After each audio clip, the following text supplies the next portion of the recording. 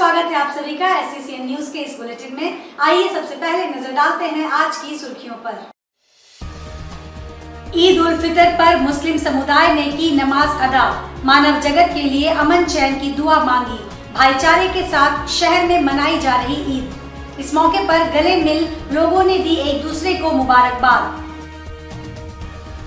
गोलमुरी में बंद पड़ी कंपनी की दीवार गिरी, मलबे में दबकर युवक की दर्दनाक मौत। अफरा तफरी के बीच जमी लोगों की भीड़। दीवार में दबे शव को पोकलेन मशीन लगाकर निकलवाया पुलिस ने।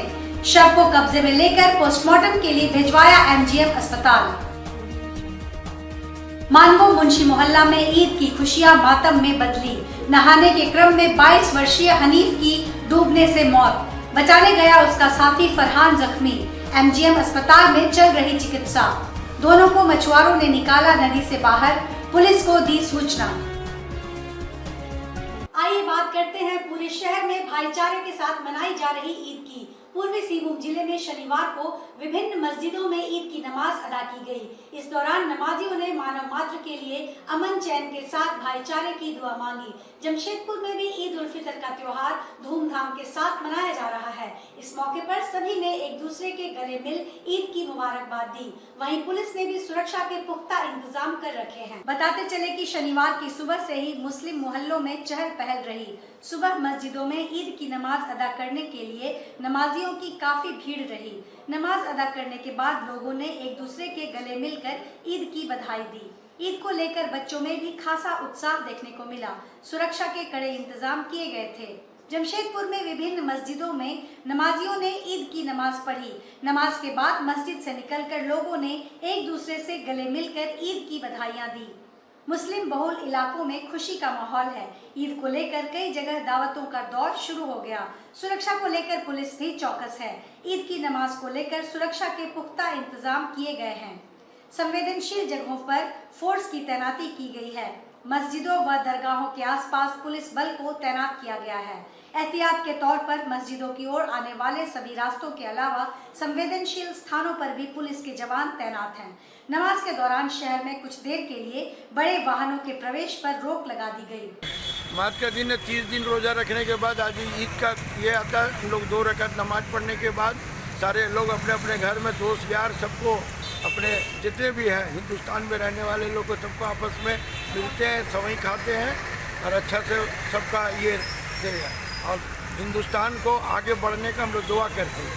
शासन का सहयोग बहुत अच्छा मिला, बहुत अच्छा। DC मैडम रात 1 बजे तक जमशेद हम लोग के धरकिडी में और इधर सब जगह घूमते रही और पूरा प्रशासन आज अपने अपने जगह में टाइट था। कोई ऐसा बात नहीं, बहुत अच्छे से हम लोग का हुआ।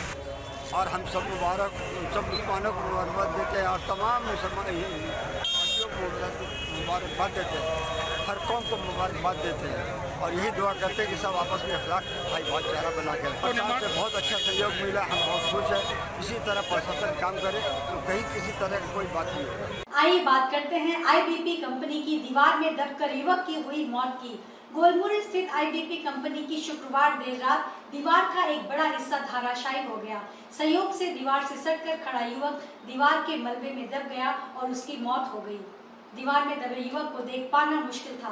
कुछ महिलाओं ने आज सुबह दीवार में दबकर मरे युवक को देखा और पुलिस को इसकी सूचना दी। गोलमुरी थाना अंतर्गत बंद पड़ी IBP कंपनी की विशाल दीवार अचानक भरभरा कर गिर गई, जिससे दीवार के पास खड़े युवक की मलबे में दबकर मौत हो गई है।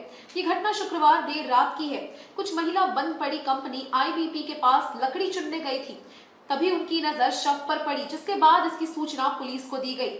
सूचना पाकर पुलिस मौके पर पहुंची और शव को दीवार के नीचे से निकालने के प्रयास में जुटी। पुलिस ने पोकलेन मशीन मंगवाकर मलबे को हटाया और तब जाकर शव को बाहर निकाला जा सका। पुलिस ने शव का पंचनामा बनाकर उसे पोस्टमार्टम के लिए MGM मेडिकल कॉलेज भेज दिया है। मृतक की पहचान नहीं हो सकी है। वैसे युवक वहां कैसे और क्यों पहुंचा, इस पूरे घटनाक्रम की पुलिस द्वारा जांच की जा रही है। ये लगभग 3 घंटा पहले करीब 1-1:30 बजे के लगभग हम लोग को सूचना मिला था कि एक अज्ञात बॉडी छत में फंसा हुआ है, गिरे हुए छत में IBM कंपनी केबल कंपनी में। तो इसी सूचना के आधार पर जब हम यहाँ आए तो देखे कि ये बॉडी निकलने के जुगाड़ में नहीं है। जेएनसी से संपर्क करके हम लोग जेसीबी मंगाया और जेसीबी के द्वारा ही फिर इसको निकाला गया। और यहाँ पब्लिक भी है लेकिन कोई बॉडी को पहचान नहीं पा रहा है, तो पहचान में आने के बाद ही बताएंगे कि ये बॉडी किसका है और यहाँ क्यों आया था। तलाशी के दौरान इसको पॉकेट से कुछ नहीं मिला, एक पर्स है, पर्स खाली है, उसमें कुछ नहीं है।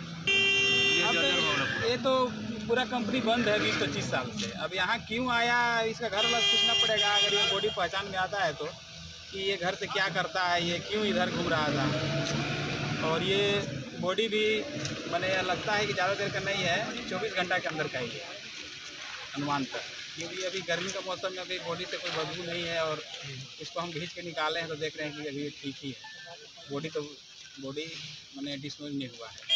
11:30 के आसपास में पता चला है, सूचना मिली कि यहाँ में ऐसा हो गया, जबकि हम भी पड़ोसी है, यही स्थानीय हमारा भी घर है। तो जब हम आए तो देखे कि यहाँ में जो भी है युवक है और इस तरह से वो बीच में फंसा हुआ है, और कब मरा है नहीं मरा इसकी जानकारी तो हम लोगों को भी नहीं है। ये मेरे को लगता है कि जो भी है यहाँ में केबल कंपनी की जो पीवीसी गोदाम है, तो पीवीसी गोदाम में यहाँ में मटेरियल काफ़ी था, लोहे थे, तांबे थे, बहुत कुछ थे। यहाँ में आए दिन चोरी होती रहती है और इसको हो सकता है चोरी को ही लेके हो सकता है कि युवक चोरी करने गया होगा तो उसी से ईटा भी चोरी हो रही है, तो उसी में दब के मरा होगा। आइए बात करते हैं नदी नहाने गए युवक की डूबने से हुई मौत की। जमशेदपुर के साची थाना अंतर्गत स्वर्णरेखा नदी में डूबने से मानगो मुंशी मोहल्ला निवासी 22 वर्षीय हनीफ जशन की मौत हो गई है, जबकि उसे बचाने गया साथी शेख फरहान बाल बच गया, हालांकि वह जख्मी है। घटना के बाद स्थानीय मछुआरों ने दोनों को नदी से बाहर निकाला। पुलिस के सहयोग से दोनों को एमजीएम अस्पताल लाया गया, जहां हनीफ को डॉक्टरों ने मृत घोषित कर दिया।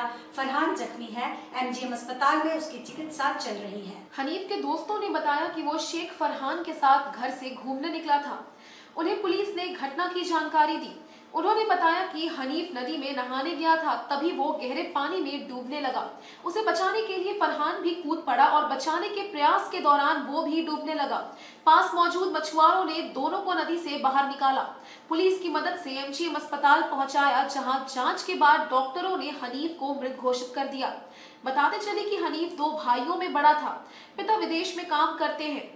हनीफ भी 3 दिनों बाद विदेश जाने वाला था। हनीफ की मौत से घर में ईद की खुशियां मातम में बदल गई। हम लोग आज पेट्रोलिंग में घूम रहे थे, तो उस समय 4:30 बजे करीब में सूचना प्राप्त हुआ ऐसा लड़का कुछ नहाने गया है, जिसमें से कोई लड़का डूबा हुआ है, जिसको मछुआरे लोग हम लोग को बताया कि उसको बॉडी को निकाल के हम लोग बाहर रखे। तो हम लोग गए वहाँ, तो 2 लड़का था जो कि पानी में डूबा था, बाहर निकाला गया था।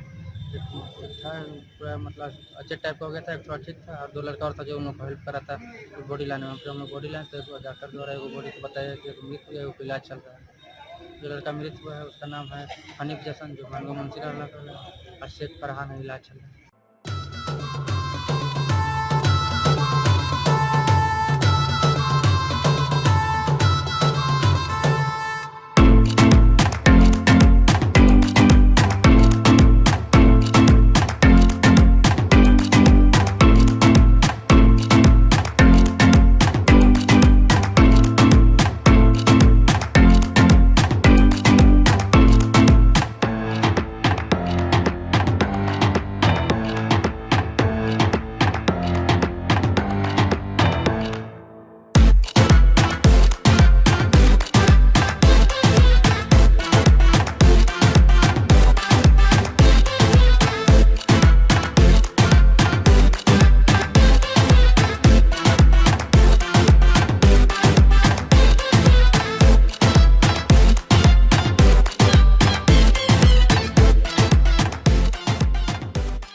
बात करते हैं डॉक्टर और स्टाफ के अभाव में बंद पड़े डुमरिया के सामुदायिक स्वास्थ्य केंद्र की। जमशेदपुर डुमरिया प्रखंड के बाकीशोर पंचायत के बाकुलचंदा गांव में एक सामुदायिक स्वास्थ्य केंद्र पिछले 5 साल से बनकर तैयार है, लेकिन आज तक सामुदायिक स्वास्थ्य केंद्र में न तो डॉक्टर और न ही स्टाफ की पोस्टिंग हुई। डॉक्टरों व नर्सों के अभाव में करोड़ों की बिल्डिंग धूल फांक रही है। बताया जा रहा है कि करोड़ों रुपए खर्च कर हॉस्पिटल को बनाया गया था ताकि यहाँ के स्थानीय लोगों को स्वास्थ्य सुविधाएं मिले, ताकि मरीजों को दूर नहीं जाना पड़े और स्वास्थ्य सुविधाओं का लाभ उन्हें नजदीक में ही मिल सके। लेकिन डॉक्टर और स्टाफ की कमी और अभाव के कारण पिछले 5 साल से हॉस्पिटल बंद पड़ा है। स्थानीय विधायक हो अथवा पार्षद, अस्पताल की कोई सुधि लेने वाला नहीं है। बीमार परेशान लोगों को इलाज के लिए दूर जाना पड़ रहा है। इसको लेकर स्थानीय लोगों में काफी रोष है। बांकीसोल पंचायत के बाकुरचंदा ग्राम में एक स्वास्थ्य केंद्र बना हुआ है। 2017 में बना है। अभी तक उसमें ना डॉक्टर हैं ना नर्स है, एकदम ऐसे ही पड़ा हुआ है।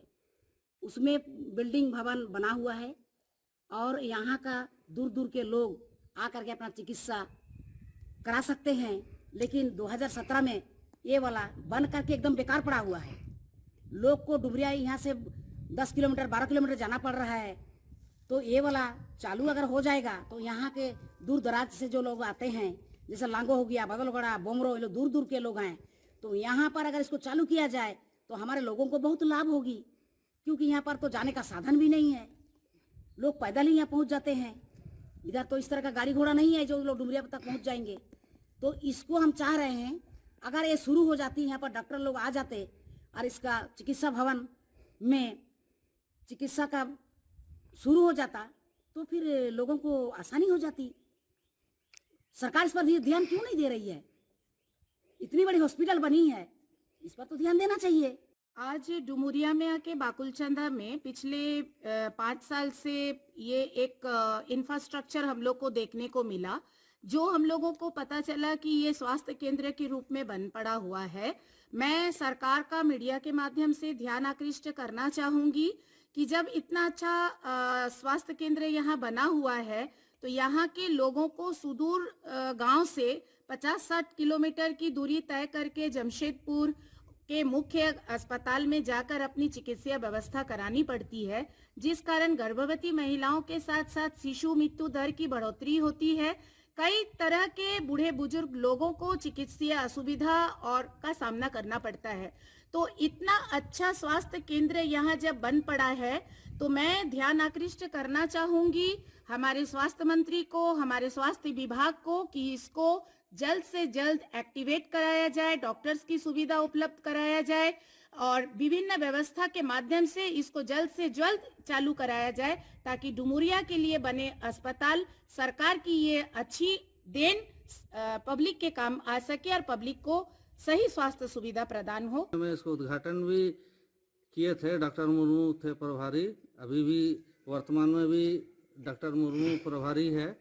लेकिन हैंड ओवर करने के बाद जब हॉस्पिटल इतना सारा जो है सारा व्यवस्था है, बिजली से लेके पानी से, और यहाँ में 4 पंचायत का गांव का बहुत सारा लाभ होगा, क्योंकि गरीब जनता यहाँ से डुमरिया स्वास्थ्य केंद्र जाने में बहुत तकलीफ वो लोग को झेलना पड़ रहा है। समय में गाड़ी नहीं मिलती है, समय में है रुपया पैसा का अभाव है, और यहाँ में सबर बहुल एरिया है, ताकि जो है यहाँ में लखाईडी गांव है आपका, यहाँ में लांगो दुबला बेड़ा से लेके आपका बीता रामदा, बाकुलचंदा, इस तरह अनेक गांव हैं यहाँ में, ताकि वो लोग को जो है, और एरिया भी बहुत गरीब क्षेत्र है, ताकि यहाँ जितना से जितना जल्द यहाँ डॉक्टर नर्स लोग का सुविधा होगा। आइए बात करते हैं भगवान परशुराम के अवतरण दिवस मनाए जाने की।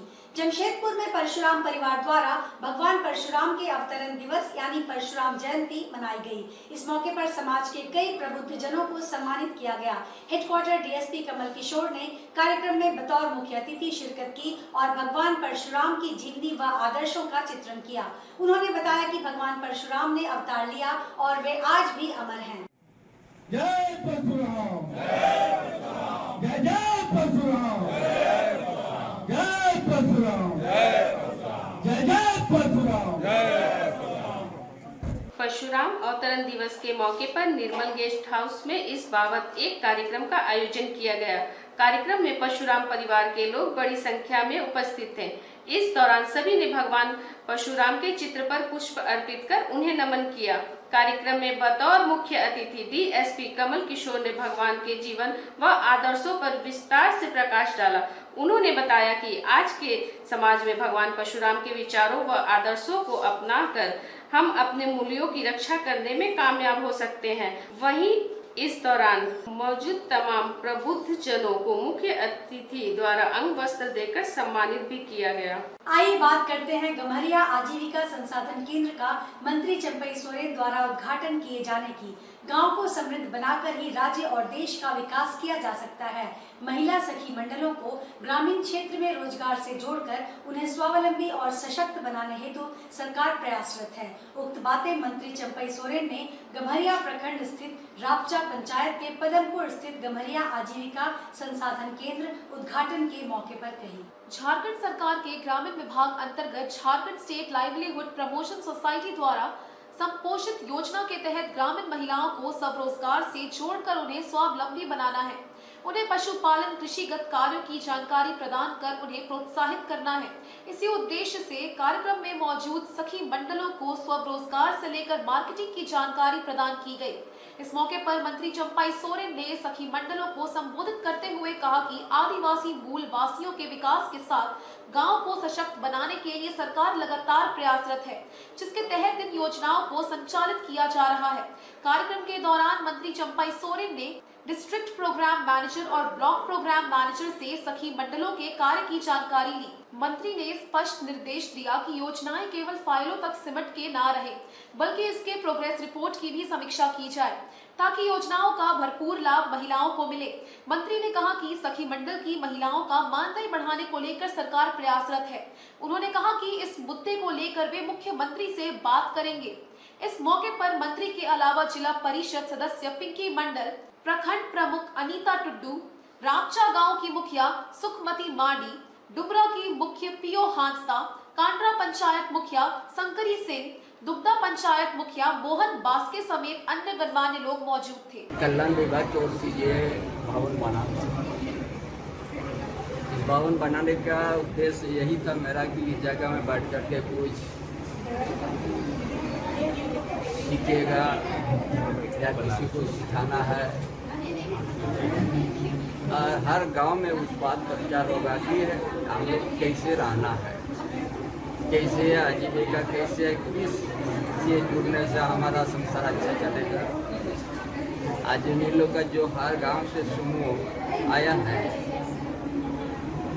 आता सचिव प्रसाद आया है, ये लोग यहाँ से संपर्क करके आज जैसा बीज दिया गया, बीज भी दिया गया, खेती करने का रासायनिक खाद से नहीं, जो यहाँ का जो खाद है उससे वो लोग खेती करके गांव में उस देखते देखते आदमी बढ़ेगा कि हम भी इस तरह से करेंगे। आज सब रबी कृषि करने जरा काम गेहूँ भी करेगा, धान भी उसी तरह बढ़िया से करेगा। का जगह नहीं था। आज इस कल्चर सांस्कृतिक भवन इस क्षेत्र के जितना ही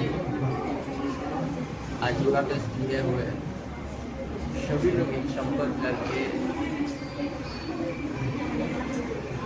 यहाँ अपना प्रशिक्षण लेगा और अपना क्षेत्र में चाहे पशुपालन का बात हो, चाहे बैंक का ऋण का बात हो, चाहे जो भी आजीविका इस ये कार्यक्रम में शामिल है, सारा चीज़ को इससे अच्छा प्रसार होगा, शिक्षा भी दिया जाएगा, ताकि इस इलाका में औद्योगिक एरिया में भी किसानों के बीच में अच्छा संदेश जाए। आज के इस बुलेटिन में बस इतना ही। हम फिर हाजिर होंगे कुछ और नई खबरों के साथ। तब तक के लिए SCCN न्यूज़ की पूरी टीम की ओर से मुझे दीजिए इजाजत। नमस्कार।